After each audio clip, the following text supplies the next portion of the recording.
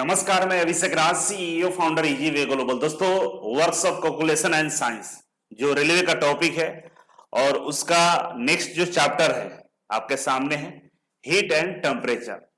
इसके बारे में हम लोग पढ़ेंगे और जानेंगे कि ये चैप्टर में क्या क्या चीजें हैं। ठीक है। और हीट एंड टेम्परेचर काफी इंपॉर्टेंट है रेलवे के एग्जाम को लेकर भी। यहां से सवाल आता है और जो सवाल आता है उसको हम इस चैप्टर में करवाएंगे, पढ़ाते समय ही करवा देंगे। तो चलिए शुरुआत करते हैं। हीट मतलब समझते होंगे, उष्मा होता है। हीट का मतलब क्या होता है? उष्मा होता है। हिंदी में इसको उष्मा बोलते हैं। और टेम्परेचर का मतलब तापमान होता है, तापमान।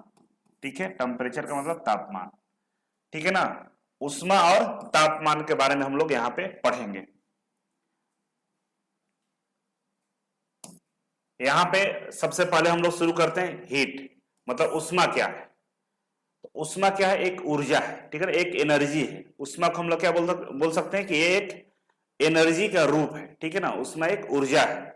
उष्मा ऊर्जा को अन्य रूपों में परिवर्तित किया जा सकता है। उष्मा जो होता है ना, इसके बहुत सारे अलग अलग फॉर्म में इसको हम लोग ट्रांसफर कर सकते हैं। ठीक है। उष्मा का प्रवाह गर्म वस्तु से ठंडे वस्तु की ओर होता है। उष्मा को कैसे ट्रांसफर करेंगे?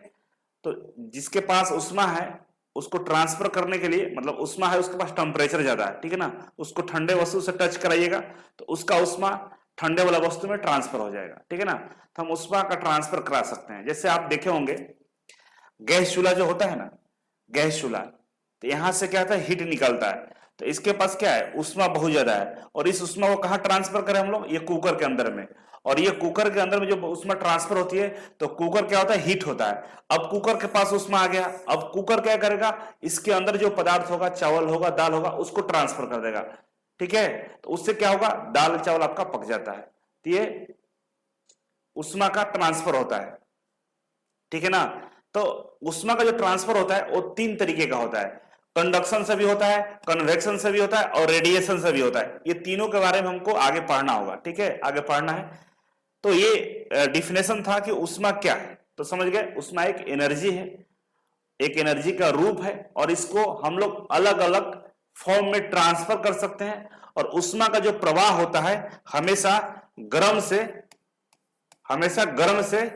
ठंडे की ओर होता है, हमेशा गर्म से ठंडे की ओर होता है। ठीक है ना। उष्मा का प्रवाह हमेशा गर्म से ठंडे की होता है, कभी भी ठंडे से गर्म की ओर नहीं हो सकता है, पॉसिबल ही नहीं है। अब हम नेक्स्ट पढ़ेंगे उष्मा की इकाई। भाई उष्मा है तो इसका इकाई भी होगा, इसको किस इकाई से हम लोग जानते हैं। ठीक है। तो उष्मा का यहाँ पे आपको तीन इकाई दिखेगा।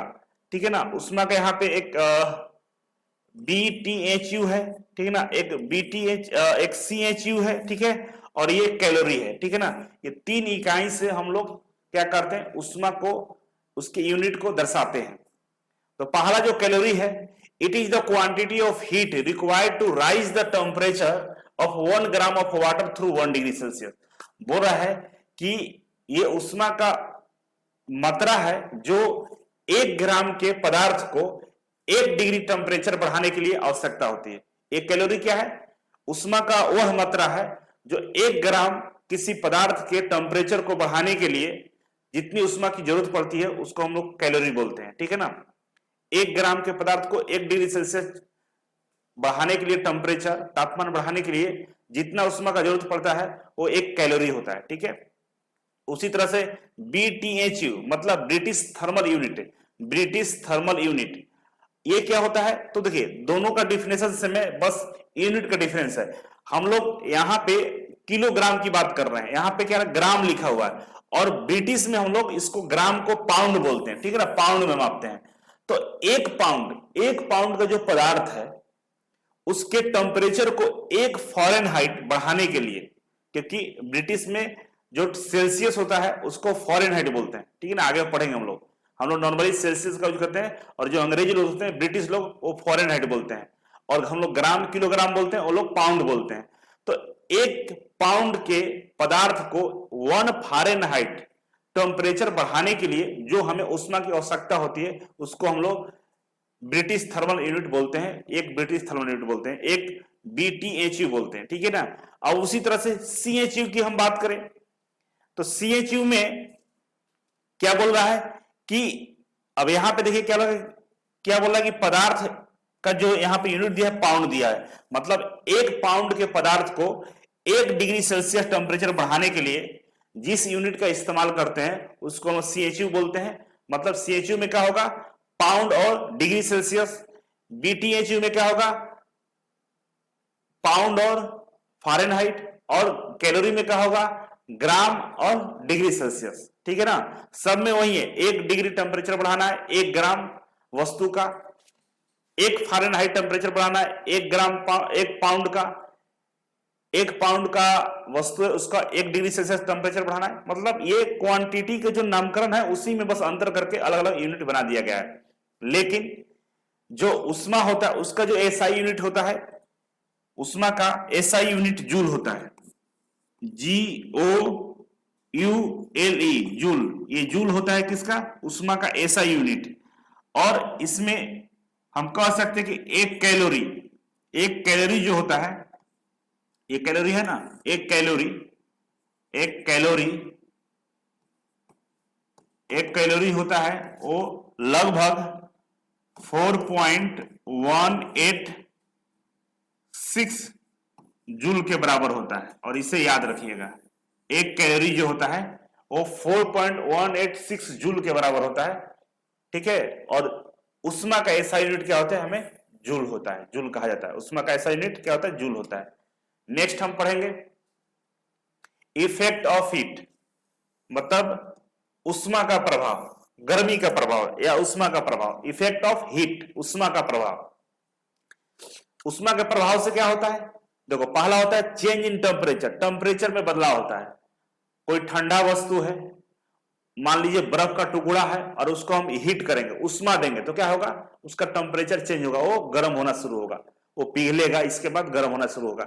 मतलब उष्मा के प्रभाव से टेम्परेचर में परिवर्तन हो जाता है। ठीक है, चेंज इन साइज, साइज में परिवर्तन होता है ना, उष्मा के प्रभाव से साइज में परिवर्तन होता है। मान लीजिए कोयला है, लकड़ी है, उसको जलाइए, उसको उष्मा दीजिए, वो जलेगा, जल के राख बनेगा, तो एक बड़ा सा लकड़ी राख का छोटा सा ढेर बन जाता है। ठीक है ना, तो मतलब साइज में परिवर्तन हो गया, बड़ा साइज था छोटा हो गया, है ना। चेंज इन स्टेट, स्टेट में अवस्था में परिवर्तन हो जाता है। बर्फ को अगर हम हीट देते हैं, उष्मा देते हैं, तो वो पानी बन जाता है। लकड़ी को जलाते हैं तो राख बन जाता है। मतलब उसकी जो अवस्था थी पहले वाली नहीं रहती है, चेंज हो जाती है। ये जो मार्कर है, इसको अगर हीट देंगे तो ये बैंड कर जाएगा, मतलब इसके अवस्था में परिवर्तन हो गया। ठीक है ना। चेंज इन स्ट्रक्चर, स्ट्रक्चर में परिवर्तन का मतलब जो इंटरनल जो स्ट्रक्चर होता है ना किसी भी पदार्थ का, गर्म करने से चेंज होता है। जैसे आप सुने होंगे मेटल को गर्म करके उसमें हार्डनेस, टेम्पर और बहुत सारी चीजों में हम लोग परिवर्तन करते हैं, है ना। हार्डनेस बढ़ाना होता है तो क्या करते हैं हम लोग, उस मेटल को गर्म करते हैं, है ना। तो गर्म करने से उसकी हार्डनेस बढ़ जाती है। टेम्परिंग करना होता है तो गर्म करना होता है, तो उसके अंदर का जो इंटरनल स्ट्रक्चर होता है ना उसमें परिवर्तन हो जाता है। ठीक है। Change in physical property, physical property में चेंज हो जाता है। अगर किसी भी पदार्थ को हम गर्म करते हैं, उसको हीट देते हैं, तो उसके फिजिकल प्रॉपर्टी में भी चेंज हमको देखने को मिलता है ना। जैसे आप लोग लोहा की ही बात कर लीजिए, उसको गर्म करके अगर हम हथौड़े से मारते हैं तो बहुत हार्ड हो जाता है, हार्डनिंग हो जाता है उसका। तो हार्ड हुआ तो क्या होगा, उसका फिजिकल प्रॉपर्टी में चेंज होगा। पहले वो लचीला था, अब चेंज होगा। सोना जो गहना होता है, आप देखे होंगे गहने में बहुत सारे अलग मटेरियल को मिलाकर उसको हार्ड किया जाता है, तब जाकर हम लोग सोने का रिंग या जो कानों में लड़कियां पहनती हैं वो सब बनाया जाता है, मेटल्स बनाए जाते हैं।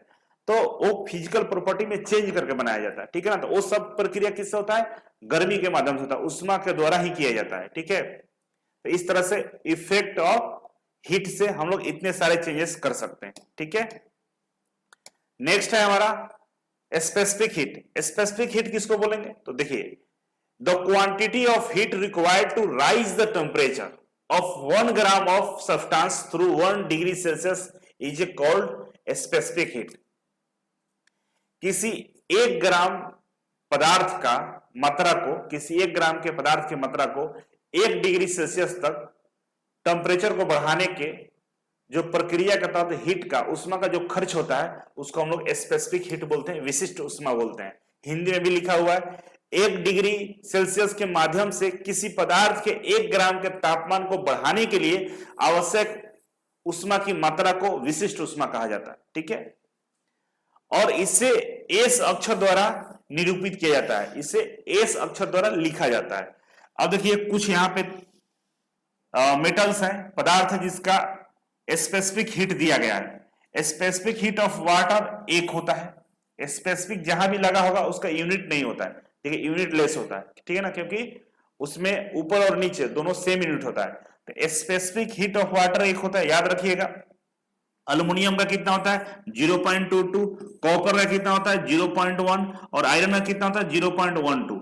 और ये पूछता है, ये चारों के बारे में पूछता है, चारों को याद रख करके रखिएगा कि स्पेसिफिक हीट ऑफ वाटर 1 होता है, अल्युमिनियम का 0.22 होता है, कॉपर का 0.1 होता है और आपका आयरन का 0.12 होता है। ठीक है, इसे याद रखेंगे आप लोग। तो स्पेसिफिक हीट समझ गए कि 1 ग्राम के पदार्थ को 1 डिग्री सेल्सियस तक तापमान बढ़ाने के लिए जितना हम उष्मा का खर्चा करते हैं उसको स्पेसिफिक हीट बोलते हैं।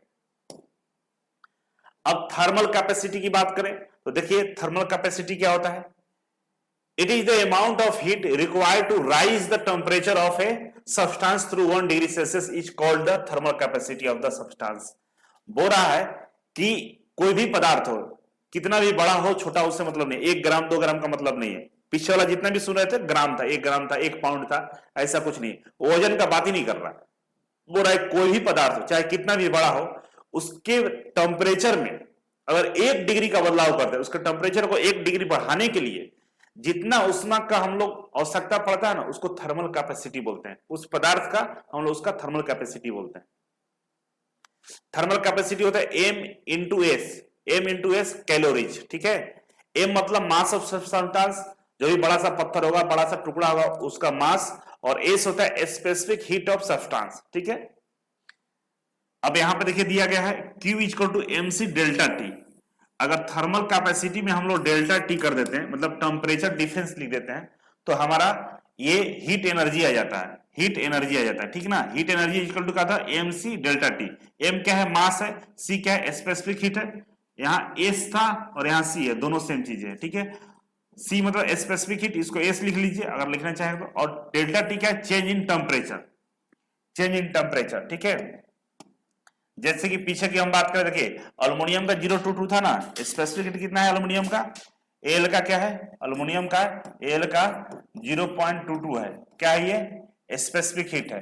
ठीक है, अब कोई पूछे कि हीट एनर्जी ज्ञात कीजिए, क्यू ज्ञात कीजिए।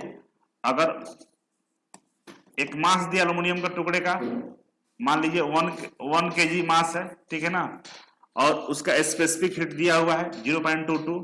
ठीक है, और टेम्परेचर डिफरेंस है कि पहले 10 डिग्री सेल्सियस था और अभी ये 20 डिग्री सेल्सियस हो गया, 25 डिग्री सेल्सियस कर हो गया है। तो डेल्टा टी कितने का टेम्परेचर में डिफरेंस कितना हुआ, 10 से 25 गया, मतलब 15 डिग्री का अंतर आ गया है। तो डेल्टा टी यहाँ पे क्या होगा 15 हो जाएगा, डेल्टा टी कितना हो गया 15। अब स्पेसिफिक हीट सॉरी आपका हीट एनर्जी निकालना हो Q इक्वल टू, तो क्या होता है MC डेल्टा टी। ठीक है ना, तो M पता है 1 kg है, M कितना है 1 kg है, C कितना है 0.22 है, और ठीक है, और टेम्परेचर डिफरेंस कितना है 15 है। ठीक है ना, तीनों को मल्टीप्लाई करोगे तो हमारा ये हीट एनर्जी निकल के बाहर आ जाएगा, मल्टीप्लाई करके लिख लेना। ठीक है, तो इस तरह से हम लोग निकालते हैं। आगे क्वेश्चन करेंगे तो और डिटेल्स में आप समझ पाएंगे। ठीक है, अभी बस इतना ही रहने दीजिए, आगे बढ़ते हैं। आइए नेक्स्ट टॉपिक है हमारे पास कैलोरीफिक वैल्यू। कैलोरीफिक वैल्यू क्या होता है भाई, तो देखिए यहां पर समझिए, the amount of heat released by the complete combustion of unit quantity of the fuel.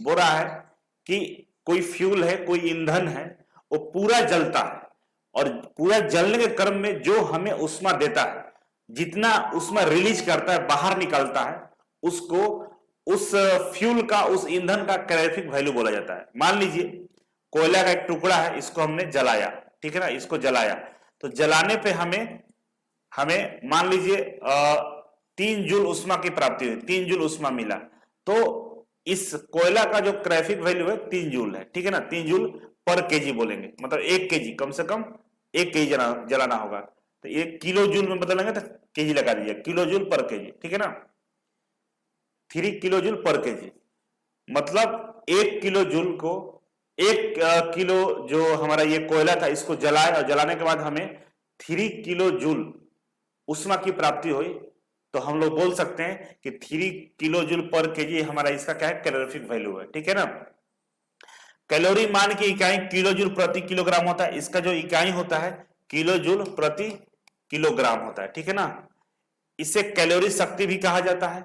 उदाहरण के लिए यदि पूरी तरह से 1 किलोग्राम लकड़ी को जलाने से 17 किलो जूल की उष्मा पैदा होती है तो लकड़ी का कैलोरी मान 17 किलो जूल होगा। बोला है कि 1 किलोग्राम का 1 केजी का लकड़ी है और इसको हम जलाते हैं, ठीक है, इसको हम जलाते हैं तो हमें 17 किलो जूल उष्मा की प्राप्ति होती है, 17 किलो जूल उष्मा की प्राप्ति होती है। तो हम कह सकते हैं कि इसका जो कैलोरीफिक वैल्यू है वो है 17 किलो जूल पर केजी।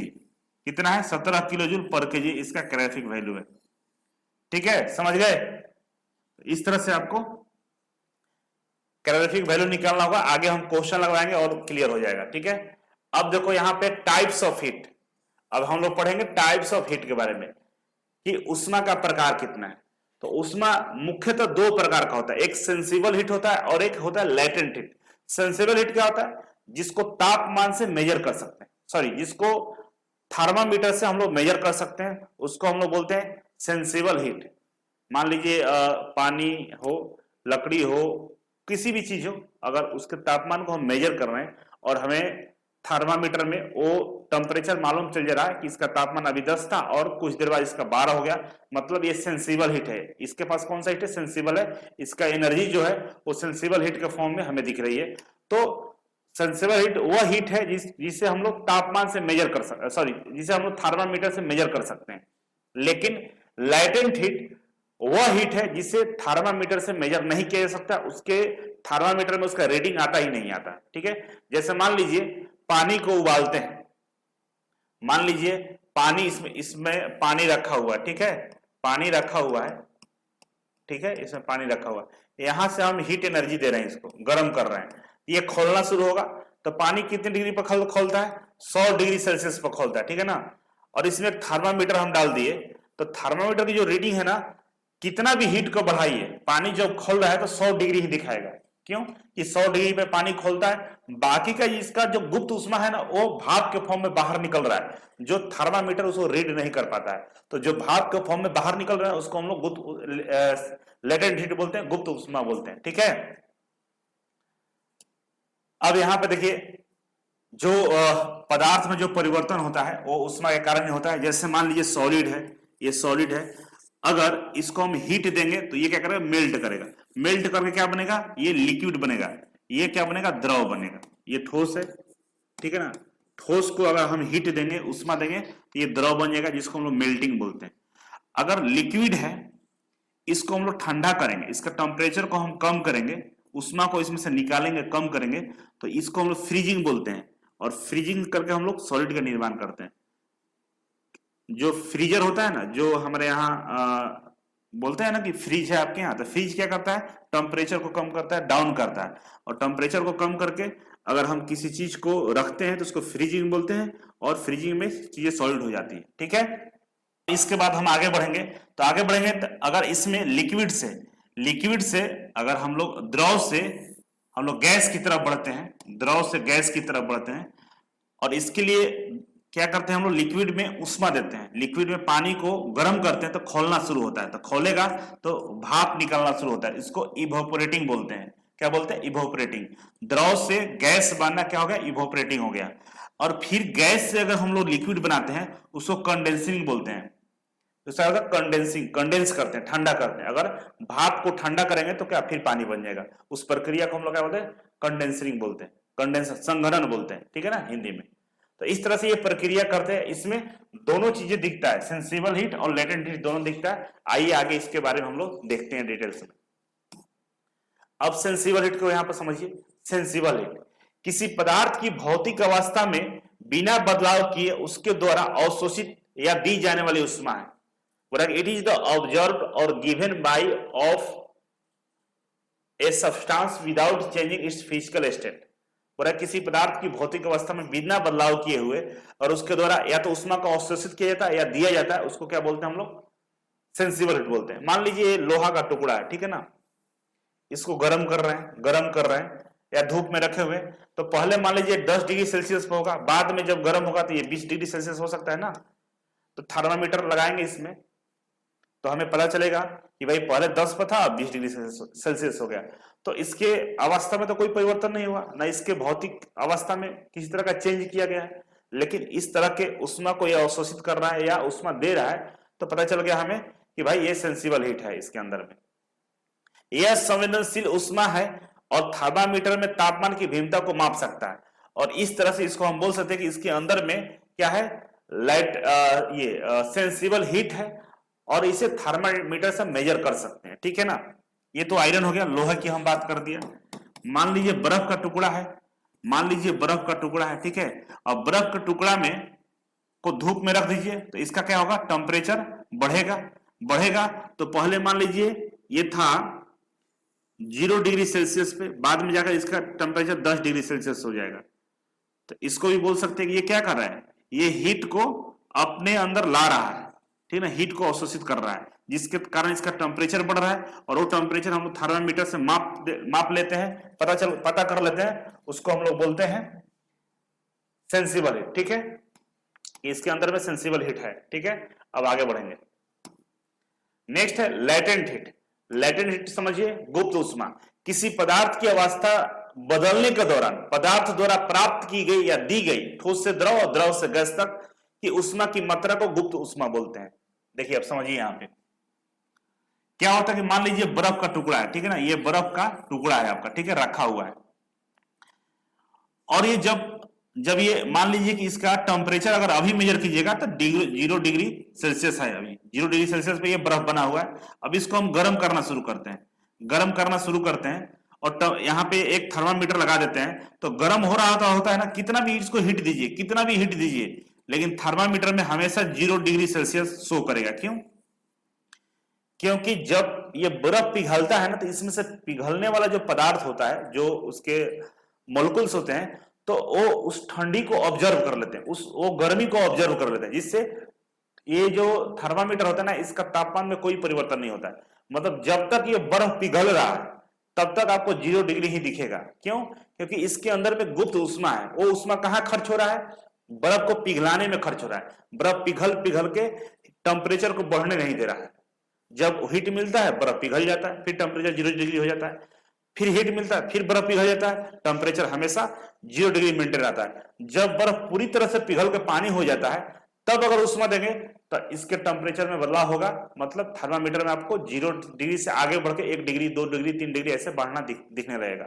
ये तरह ठंडे की अवस्था में, बर्फ की अवस्था में मान लीजिए पानी को हम लोग, ये पानी इसमें रखे हुए हैं, ठीक है ना, पानी रखे हुए और नीचे से इसको ऊष्मा दे रहे हैं, ठीक है, नीचे से ऊष्मा देके इसको गर्म कर रहे हैं, और इसमें एक थर्मामीटर हम डाले हुए हैं। तो पानी अगर खोलने लगता है तो खोलता कितने है? 100 डिग्री सेल्सियस पे। तो 100 डिग्री सेल्सियस पे पानी खोल रहा है, और पानी को कितना भी हीट दे दीजिए, थर्मामीटर में हमेशा रीडिंग 100 डिग्री रहेगा। क्यों? क्योंकि जो एक्स्ट्रा एनर्जी आप दे रहे हैं, ये एक्स्ट्रा हीट जो दे रहे हैं ना, वो इवोपरेट हो रहा है, मतलब वाष्प के साथ बाहर निकल जा रहा है, ठीक है ना। तो इसमें जो पानी में अगर उंगली डालिएगा तो ठीक है, आपको गर्मी लगेगा, जलेगा, लेकिन अगर भाप के सामने हाथ रखिएगा तो वो ज्यादा आपको जलाएगा, क्योंकि उसमें एनर्जी ज्यादा है, उसके अंदर में हीट ज्यादा है। तो जब तक पानी खोल रहा है तब तक आपको थर्मामीटर में 100 डिग्री रहेगा। जितना भी आप हीट की मात्रा को बढ़ाते जाइए, टेम्परेचर हमेशा आपको रीडिंग में थर्मामीटर में 100 डिग्री दिखेगा। रीजन क्या है कि लैटेंट हीट के रूप में, गुप्त ऊष्मा के रूप में जो वाष्प से निकलता है ना, वो निकल कर चला जाता है, उसके साथ टेम्परेचर रिलीज हो जाता है, जिसके कारण आपका जो थर्मामीटर है उसमें रीडिंग हमेशा 100 डिग्री दिखाता है, ठीक है। अवशोषित या दी गई ऊष्मा पदार्थ में किसी भी तापमान परिवर्तन का कारण नहीं बनती है। मतलब जो या तो ऊष्मा दे रहे हैं या ले रहे हैं, तो थर्मामीटर आपका रीड नहीं करेगा, मतलब आपके टेम्परेचर डिफरेंस को ये सेंस नहीं कर सकता है, मतलब बता ही नहीं सकता है। रीजन क्या है? आपको जो अभी बताए हैं, जिसके कारण हमको इसको लेटेंट हीट बोलते हैं, ठीक है ना। टाइप ऑफ लेटेंट हीट कितने प्रकार का होता है? तो 2 तरह का होता है।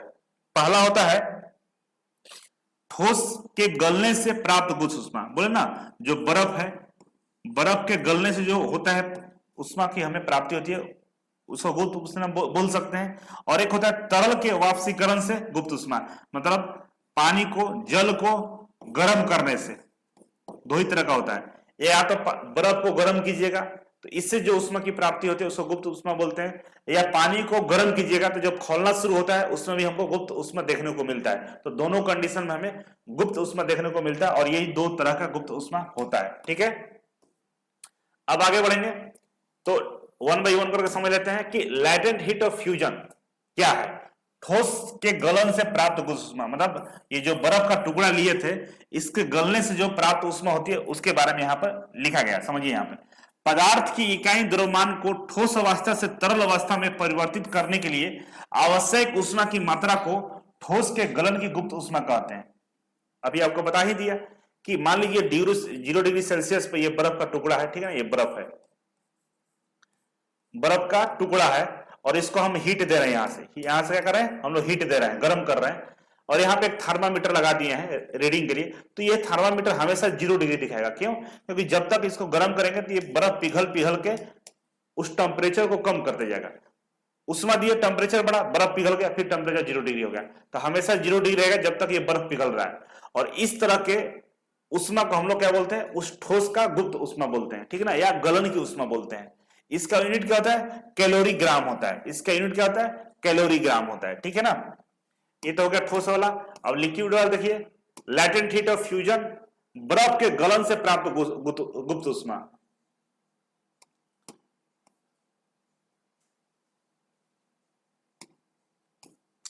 अब यहां पे देखिए, ये पदार्थ के बारे में था, ये बर्फ के बारे में। तो बर्फ के लिए भी वही कंडीशन है जो पदार्थ के लिए। किसी भी ठोस को अगर हम गलने के बाद हमें जो उष्मा मिलती है, तो सेम हम आइस का एग्जांपल आपको देके पहले ही समझा दिए, यहां भी वही एग्जांपल देके समझाने का प्रयास कर रहे हैं, ठीक है ना। तो इसको डायरेक्ट याद कर लीजिए, इसको डायरेक्ट याद कर लीजिए। बर्फ वाला ये होता है latent heat of fusion of ice, 80 calorie पर ग्राम होता है। मतलब 1 ग्राम को हम लोग क्या करते हैं, उष्मा देते हैं। 1 ग्राम में अगर 80 कैलोरी उष्मा देंगे तब जाकर ये इसका बर्फ गलना शुरू होगा, ठीक है ना। मतलब 1 ग्राम को उसको पानी बनाने के लिए हम लोग 80 कैलोरी का उष्मा हमको यूज करना पड़ता है, ठीक है ना। ये यहाँ पे दिया गया है, इसको याद रखिएगा, इसको याद रखिएगा। नेक्स्ट है हमारा latent heat of vaporisation. Vaporisation मतलब वाष्पीकरण। लेटेंट हीट ऑफ वेपराइजेशन मतलब तरल के वाष्पीकरण के प्राप्त उष्मा, ठीक है ना। अब क्वथनांक बिंदु मतलब जो पानी उबलता है ना, तो उबलने वाले पॉइंट को क्या बोलते हैं, क्वथनांक बिंदु बोलते हैं, बॉइलिंग पॉइंट बोलते हैं, ठीक है ना। बॉइलिंग पॉइंट या क्वथनांक बिंदु हिंदी में बोलते हैं। तो बॉइलिंग पॉइंट पर तरल की 1 इकाई द्रव्यमान को वाष्पित करने के लिए आवश्यक उष्मा की मात्रा को हम लोग गुप्त उष्मा बोलते हैं।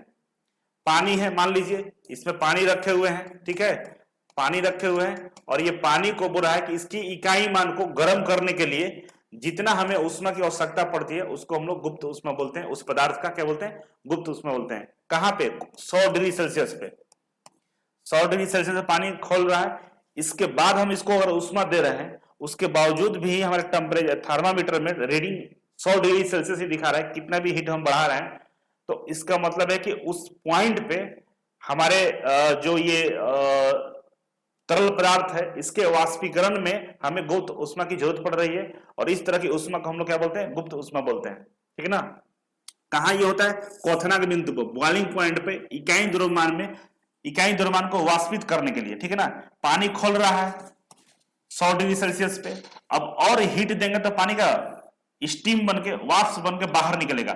ये वाष्प बनके बाहर निकालने के लिए जितना हम उष्मा को खर्च करते हैं, जो उष्मा हमारी ये थर्मामीटर में नहीं रीड कर पाता है, उस उष्मा को हम लोग क्या बोलते हैं, गुप्त उष्मा बोलते हैं। किसका, वेपराइजेशन का गुप्त उष्मा बोलते हैं, ठीक है ना। क्वथनांक बिंदु पर 100 डिग्री सेल्सियस जल की इकाई द्रव्यमान को भाप में बदलने के लिए आवश्यक उष्मा की मात्रा को जल का वाष्पीकरण की गुप्त उष्मा या भाप की गुप्त उष्मा कहलाता है, ठीक है ना। उसी का हिंदी किया हुआ है। अब टेम्परेचर के बारे में पढ़ेंगे, ठीक है ना। ये था उष्मा, हीट था, हीट के बारे में पढ़ लिए। और तापमान के बारे में पढ़ लेते हैं। और तापमान पढ़ने के बाद हम लोग इसके न्यूमेरिकल जो क्वेश्चंस होते हैं उसको हम लोग यहाँ पे लगा लेंगे। इसके बाद ये चैप्टर कंप्लीट हो जाएगा।